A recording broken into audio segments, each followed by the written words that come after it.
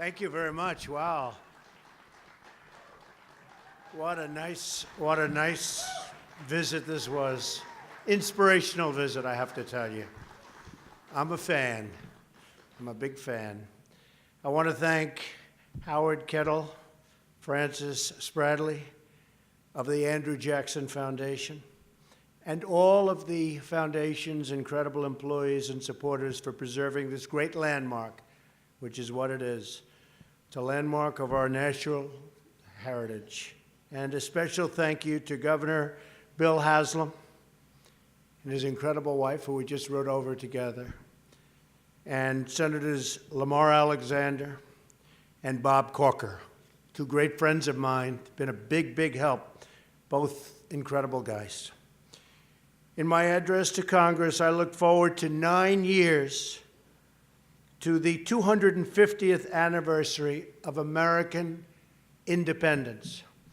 Today, I call attention to another anniversary, the 250th birthday of the very great Andrew Jackson.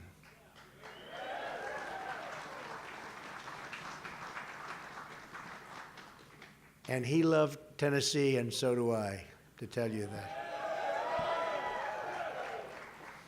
On this day in 1767, Andrew Jackson was born on the backwoods soil of the Carolinas. From poverty and obscurity, Jackson rose to glory and greatness, first as a military leader and then as the 7th President of the United States. He did it with courage, with grit, and with patriotic heart. And by the way, he was one of our great presidents.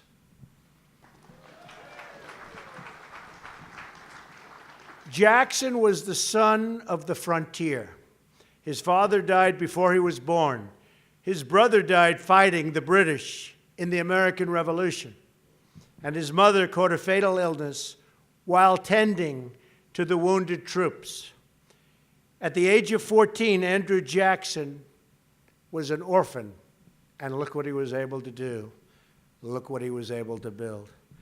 It was during the Revolution that Jackson first confronted and defied an arrogant elite. Does that sound familiar to you? I wonder why they keep talking about Trump and Jackson, Jackson and Trump. Oh, I know the feeling, Andrew. Captured by the Redcoats and ordered to shine the boots of a British officer, Jackson simply refused. The officer took his saber and slashed at Jackson, leaving gashes in his head and hand that remained permanent scars for the rest of his life. These were the first and far from the last blows that Andrew Jackson took for his country that he loved so much.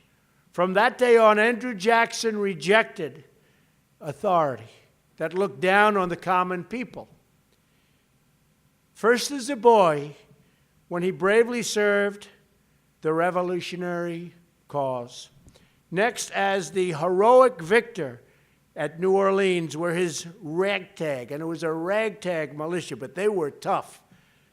And they drove the British imperial forces from America in a triumphant end to the War of 1812. He was a real general, that one.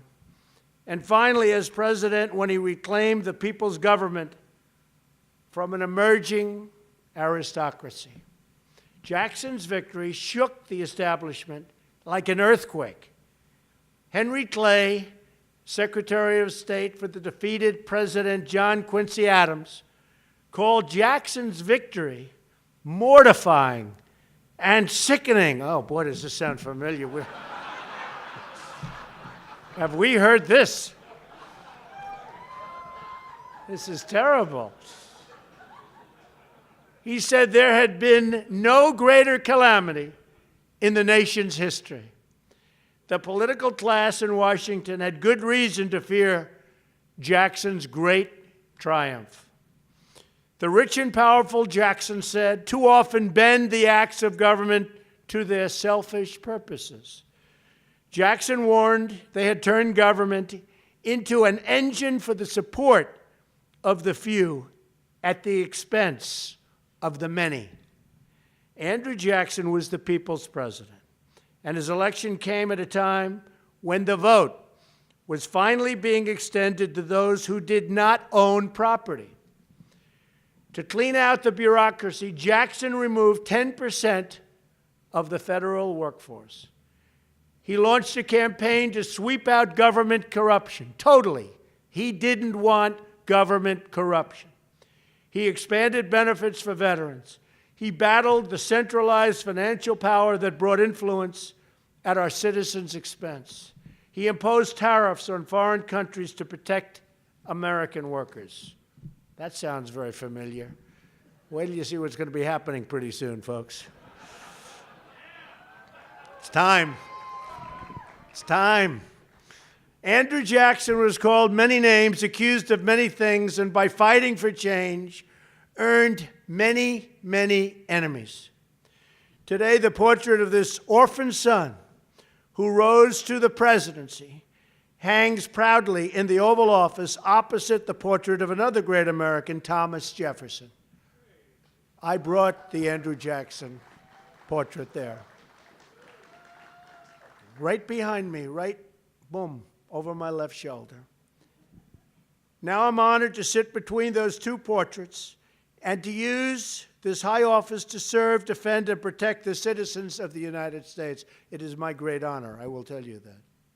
From that desk, I can see out the wonderful, beautiful, large, great window to an even greater magnolia tree, standing strong and tall across the White House lawn.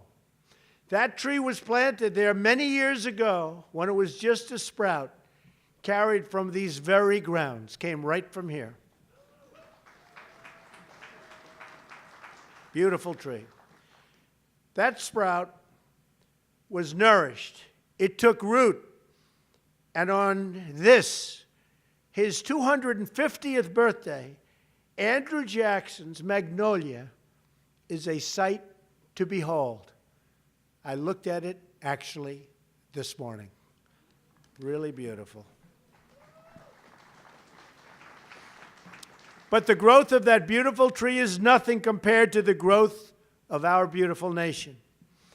That growth has been made possible because more and more of our people have been given their dignity as equals under the law and equals in the eyes of God. Andrew Jackson was a military hero and genius and a beloved president, but he was also a flawed and imperfect man, a product of his time. It is the duty of each generation to carry on the fight for justice. My administration will work night and day to ensure that the sacred rights which God has bestowed on his children are protected for each and every one of you, for each and every American.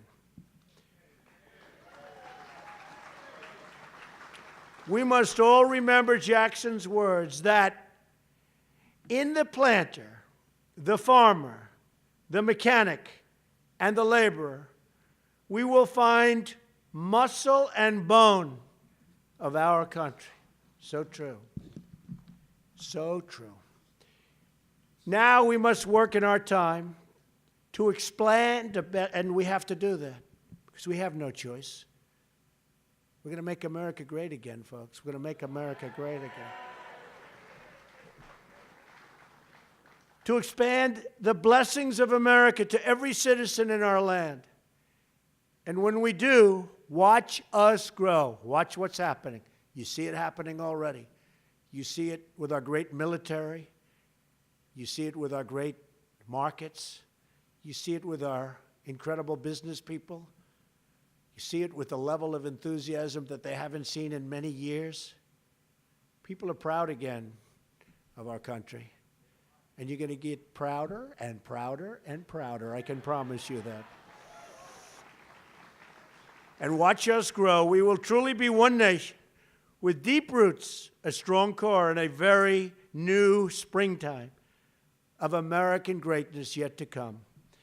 Andrew Jackson, we thank you for your service. We honor you for your memory. We build on your legacy, and we thank God for the United States of America. Thank you very much, everybody. Thank you. Thank you very much. Thank you. Thank you.